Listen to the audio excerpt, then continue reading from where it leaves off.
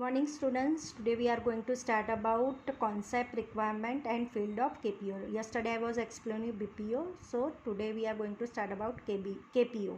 So first explanation of KPO.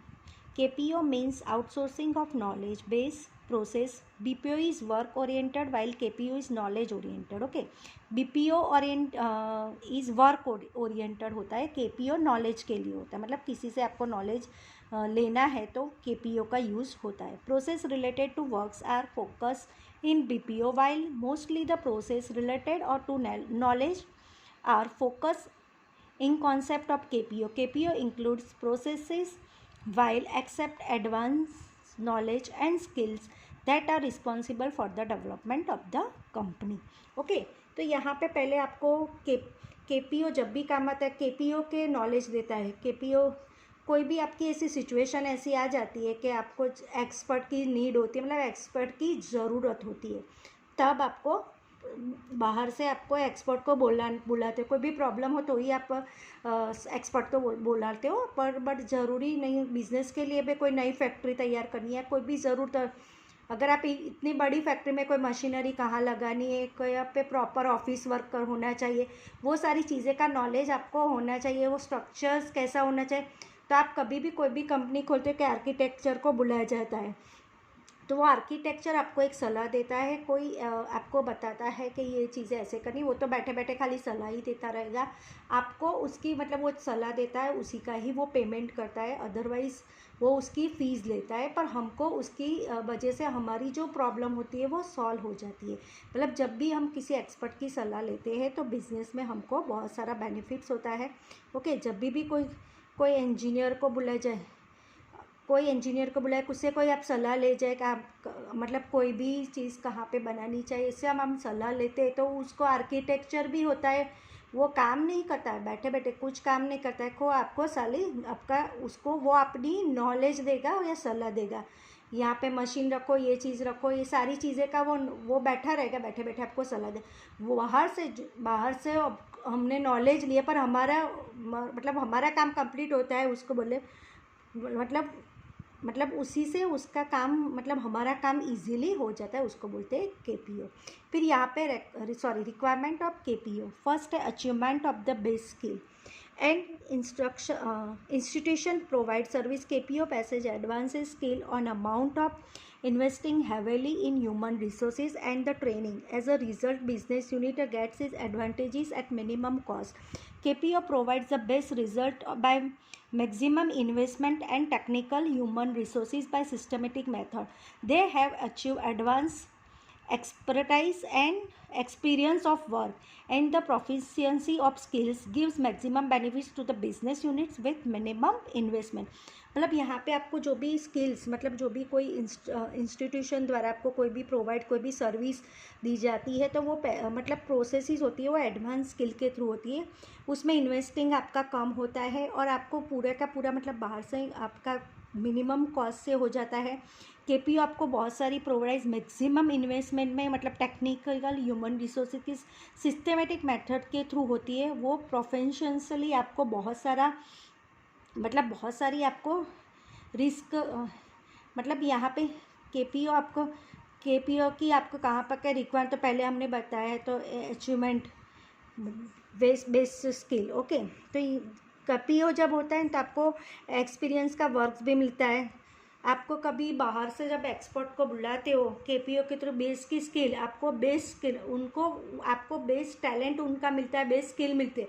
आपको कोई चीज़ की कोई भी नॉलेज ना हो, पर बाहर आपसे हायर करते हो, एक्सपर्ट को बुलाओगे तो वो आपको बहुत अच्छी नॉलेज देगी. उसकी वजह से आप लोगों में जो भी चीज़ की कोई भी कमी होगी तो वो कमी उससे पूरी होगी जाएगी, है ना. तो उससे बोलते हैं achievement of the base skill. मतलब कोई भी कितना भी होशियार हो, कोई ना कोई कमी तो होती है, पर आप उसको KPO के थ्रू कंप्लीट हो सकती है. फिर उसके बाद आता है maximum of use of sources. Available resources are limited in all business units. Human resources of units become free because of outsourcing. They can be use in customers oriented activities. उसको क्या बोलते हैं, मैक्सिमम यूज़ ऑफ KPO के through. Business भी कोई भी available resources होता है, मैक्सिमम यूज़ होता है. ओके, जैसे आउटसोर्सिंग की थ्रू नॉलेज के थ्रू आपको आपका रिसोर्स का मैक्सिमम यूज़ होता है, वेस्टेज नहीं होता है। बाहर के लोगों से आपको कोई अच्छा एक्सपीरियंस नहीं मिलता है। कोई एक्सपर्ट को बुलाया जाए तो उसका एक्सपीरियंस आपको मिलेगा, मतलब आप अपने आप करोगे तो आपकी चीज़ें वेस्ट होगी, पर बाहर लोग के एक्सपर्ट से बुलाओगे तो आपकी चीज़ें वेस्ट नहीं होगी, आपका वेस्टेज कम होगा, रिसोर्स का मैक्सिमम यूज़ होगा। मतलब यहाँ पे फिर बाद में आएगा solution of complex problem. Some complex problem which require advance technical expertise can be solve easily become of outsourcing. मतलब यहाँ पे जो भी कॉम्प्लेक्स होता है, आपकी जो भी रिक्वायरमेंट होती है, वो टेक्निकली थ्रू एक्सपर्टाइज से सॉल्व हो जाती है, ईजीली आउटसोर्सिंग हो जाता है। उसके बाद होता है special attention to principal functions. मतलब business units can pay special attention for the principal function with the help of outsourcing. For example, school prefers up to outsourcing works like computer education, canteen facility, stationery facility.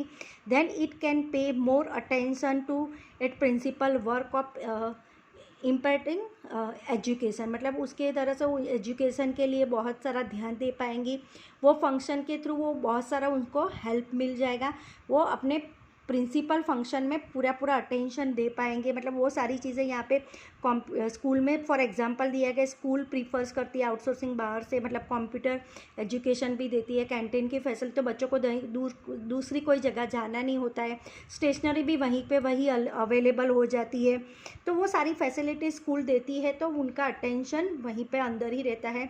और principal को भी work में education में भी वो ध्यान अच्छे से दे सकते हैं। बिजनेस में मतलब कोई भी प्रॉब्लम हो तो इजीली, तो इसीलिए यहाँ पे प्रिंसिपल स्पेशल अटेंशन मिलते प्रिंसिपल फंक्शन के। जो बीपीओ में फ़ायदा था वही इसकी वजह से आपको ऑनर है, जो मेन फंक्शन में काम होता है वो अपना कोई भी काम में अटेंशन करेगा तो वो इजीली हो सकेगा। ओके, मतलब कोई भी कुछ भी कर सकता है, कोई ब्रांच खोल सकता है, ऐसा कुछ भी मतलब होता है तो उसमें बेनिफिट्स हो जाता है। फिर बाद में आता है maximum use of money. If outsourcing of some function is prefer to business units then it is not required to invest its capital for this function. As a result, business units can use it's capital for maximum business development. Maximum use मतलब यहाँ पे money का जो भी outsourcing के हिसाब से prefer करते हो, आप कोई एक्सपर्ट को बुलाते हो, बिजनेस यूनिट्स खोलते हो, मतलब अच्छे से उसकी रिक्वायरमेंट की तरह आप इन्वेस्टमेंट करते हो, तो आपकी कैपिटल भी बचती है, उसका रिजल्ट भी ओरिएंटली आपको अच्छा मिलता है, बिजनेस भी आपका अच्छा चलता है, एंड आपका बिजनेस भी बहुत सारा डेवलपमेंट भी हो जाता है। फिर यहाँ पे reductions of expenditure. Okay, expenditure, तो यहाँ पे decrease in expense is one of the principal reason of popularisations of outsourcing expenses of business units are reduced by doing outsourcing of functions like marketing, process and research and development। Okay, तो यहाँ पे reduction expenditure मतलब decrease हो जाता है, expenses में आपका कम होता है। प्रिंसिपल रीज़न आपका पॉपुलराइजेशन ऑफ आउटसोर्सिंग भी कम हो जाता है, एक्सपेंसेस ऑफ बिजनेस यूनिट्स का भी, फिर इसीलिए यहाँ पे वो सारी चीज़ें बताई जाती है। फिर रिडक्शन भी हो जाता है, रिडक्शन का भी नॉलेज हो जाए, आपका रिस्क भी कम रहता है, फंक्शंस भी ज़्यादा होता है, मार्केटिंग भी ज़्यादा होता है, रिसर्च भी आप अच्छी तरह से कर पाए, डेवलपमेंट कोई भी काम करो तो आपको एक्सपर्ट की ज़रूरत है, सलाह एक्सपर्ट की ले लो, उसके पूछ लो, उसको कोई मतलब उससे बेनिफिट होता है, ये मैं काम कैसे करूँ जिससे मुझे अपने डेवलपमेंट बिजनेस में फ्यूचर में लॉसेस ना हो, उससे मैं बच सकता हूँ, तो वो सारी चीज़ें रिक्वायरमेंट होती है। पर बाद में केपी फिर यहाँ पे होता है रिडक्शन ऑफ रिस्क भी हो जाता है। मैंने बताया market competition, government policy, rulers and the different techniques are changed reply in recent time. In course of time, investment made by business units will be no use this risk or reduced by outsourcing. फिर आता है scope of KPO का scope कहाँ पे होता है, scope कहाँ पे होता है, तो यहाँ पे बिजनेस एंड मार्केट रिसर्च से भी केपीओ का स्कोप होता है। फिर लीगल सर्विस के लिए, मतलब कभी आपको कुछ भी ज़रूरत होती है तो आप वकील से सलाह लेते हो, एडवोकेट से सलाह लेते हो। फिर मेडिकल सर्विस, मतलब आप अपने आप बीमार हो जाए तो खुद इलाज नहीं कर सकते, डॉक्टर के पास जाना पड़ता है, तो वो भी एक तरह की केपीओ है, मतलब बाहर से सलाह लेते हो तो वो केपीओ होता है। ट्रेनिंग एंड गाइडेंस भी आप केपीओ में आ जाता है। रिसर्च एंड डेवलपमेंट, कोई भी चीज़ का आप रिसर्च करते हो, डेवलपमेंट करने के लिए भी केपीओ की सलाह लेनी पड़ती है। कंप्यूटर प्रोग्राम में कभी सॉफ्टवेयर हार्डवेयर सब ज़रूरत होती है, कोई भी डेटा डालना होता है तो कंप्यूटर एक्सपर्ट की ज़रूरत होती है, तो ये भी एक केपीओ क्या ही केपीओ ही हो गया। फिर है एनिमेशन एंड डिज़ाइन, मतलब कोई भी बाहर आपको कुछ भी जानना होता है, मतलब एनिमेशन डिज़ाइनिंग करनी होती है, कुछ भी करना होता है, इसीलिए तो फिर वो सारी चीज़ें आती है यहाँ पे, तो वो सारी चीज़ें यहाँ पे बताई गई, इसीलिए यहाँ पे ये चैप्टर आज फिनिश होता है स्टूडेंट्स। Thank you.